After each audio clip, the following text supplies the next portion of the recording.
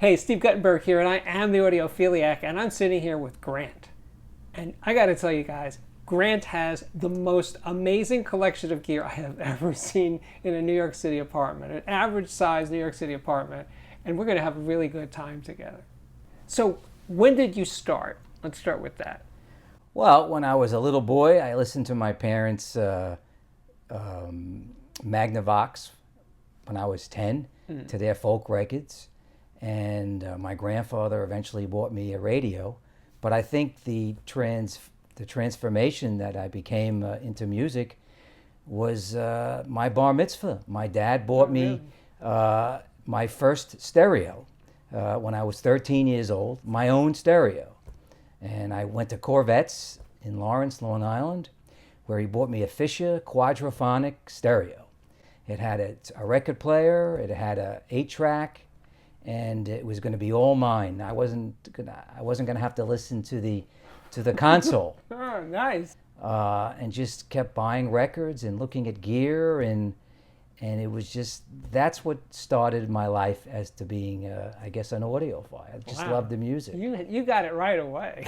Still have a few pieces of my original equipment that I got back in the 80s. When my dad got me my first piece of equipment, I had it for about 3 or 4 years. Then I decided I wanted to upgrade from my dad's system that he bought me. And then, being that I had money now, I bought my first system on my own. And I think I was 16. So I had some money, and I went over to Stereo Warehouse at 16, and I bought my first system. It was a BIC changer turntable and a Kai tape deck, Pioneer receiver, and I bought Canon speakers. And I remember they sold me an Empire cartridge. Of course, yeah. So I had that stuff for 3 or 4 years in high school, and then my life changed again when I went to college, and I met a guy in my class. I was an accounting major, and he said to me, "Go back to Stereo Warehouse. We're going to get you Harman Kardon. You're going to upgrade. I'm going to get you a deal. You're going to love Harman Kardon." And I think when I was 20, I went back, and that's when I thought, the true high end. I started buying Harman Kardon, and at the time, it was 1980 or 82, whatever it was.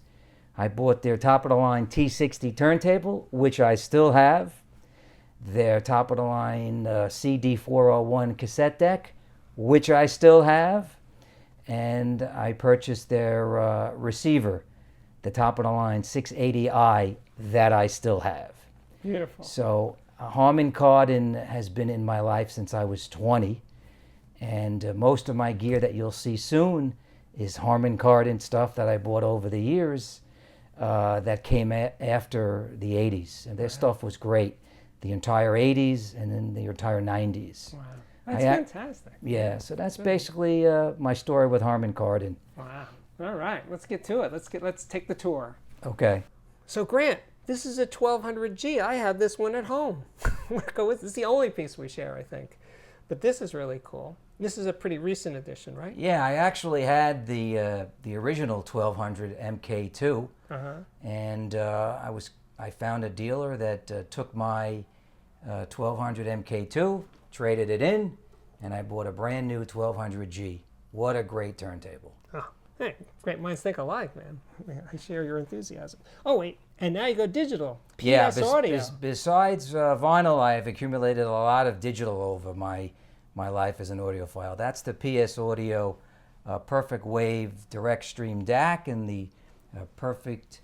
the transport. Yeah, the transport combination. Nice. And then this is the the RCAM collection. Yeah, I have an RCAM system. I like to call it my RCAM system. I have an RCAM. And where did it begin? Well, I bought that at Lyric Hi-Fi in Manhattan with a C31 preamp, with a few P1 mono blocks, with their tuner, their CD player, and their DVD player. And then eventually in the right side of my rack I also ended up buying an Arcam DAC, as you see on the top shelf, and then I have the Arcam Blu-ray player. Great stuff. And besides Harman Kardon, I have a lot of Arcam gear. Now, this turntable, this VPI. Yes, whoa. I love this turntable. For years, I always wanted to get a really nice turntable, top of the line, and I bought this about 10, 12 years ago. It's the HRX, the VPI HRX. It's got a Dynavector XV1 cartridge.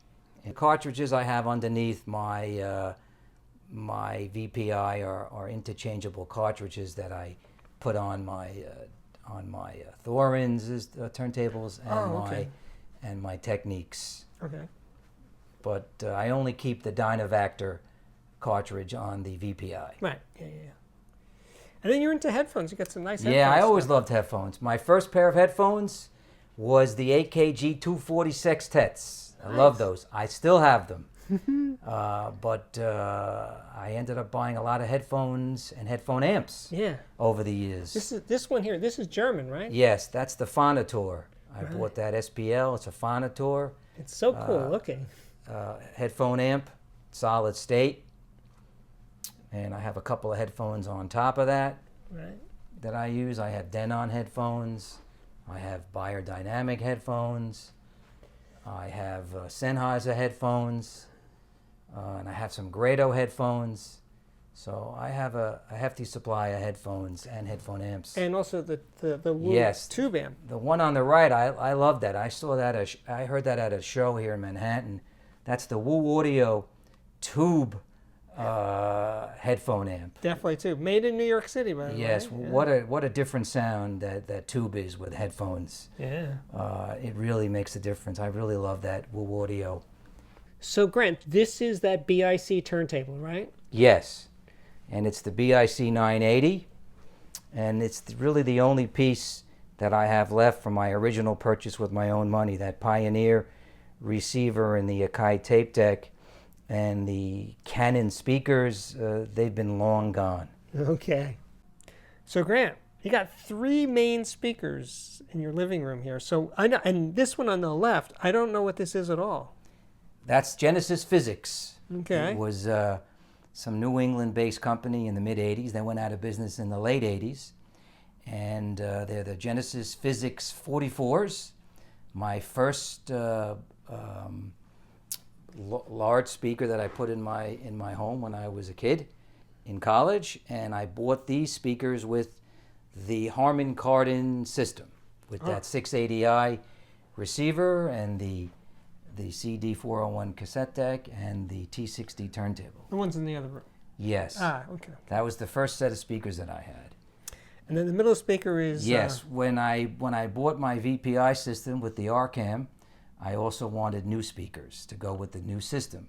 So those are the JM Labs 927 BEs. Right. Now, JM Labs is Focal. now called Focal. But yes, Focal. Okay.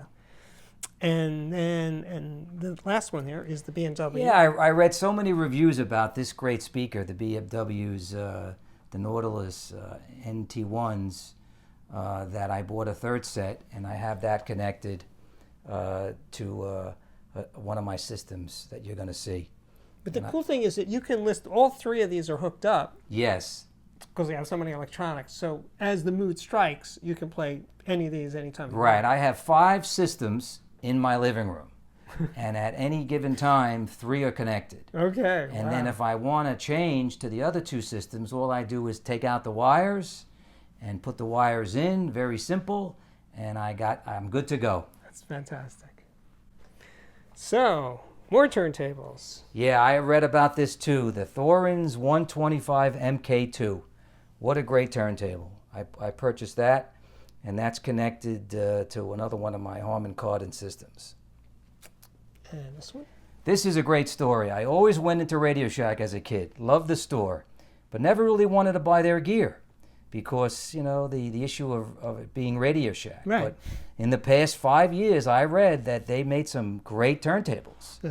At least 3 or 4, so I picked up a a realistic Lab 500 direct turntable. Sounds great.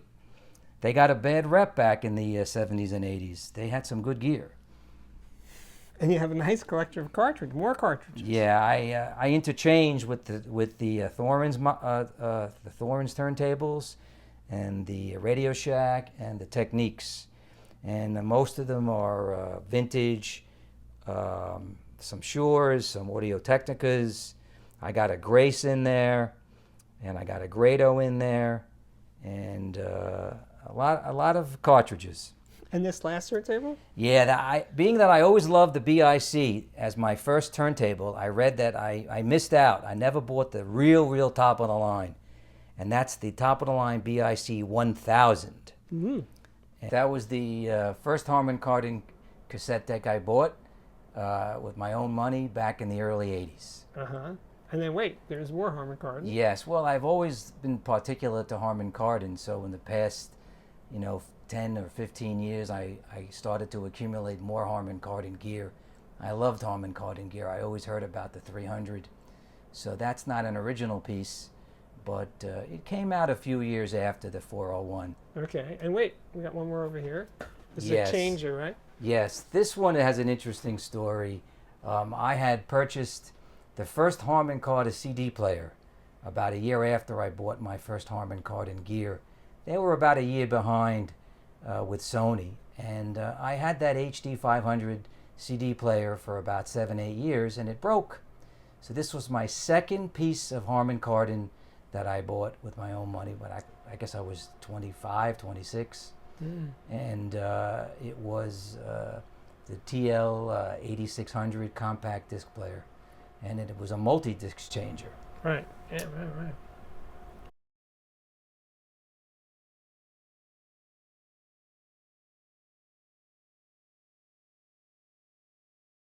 The story with this turntable? Oh yes, that's the first turntable that I bought for Harman Kardon. It's the T60. Okay. I bought that in college.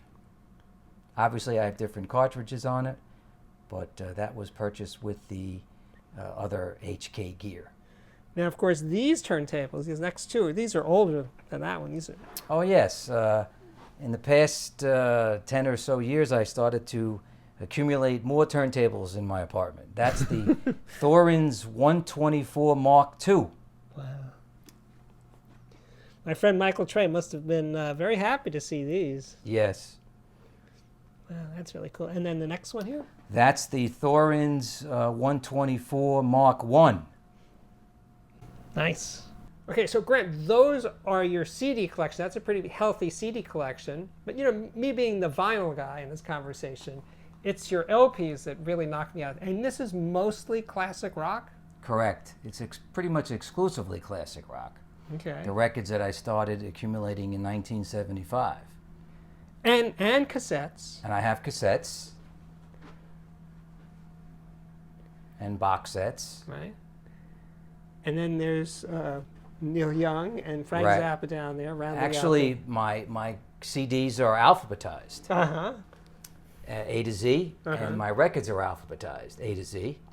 And besides them being alphabetized, I also have some audiophile records, and I have box sets, Right. and other assorted headphones that I also have in my apartment. Thank you, Grant. You're a great host. I had a great time. This was so good. Thank you so much. Thanks for coming.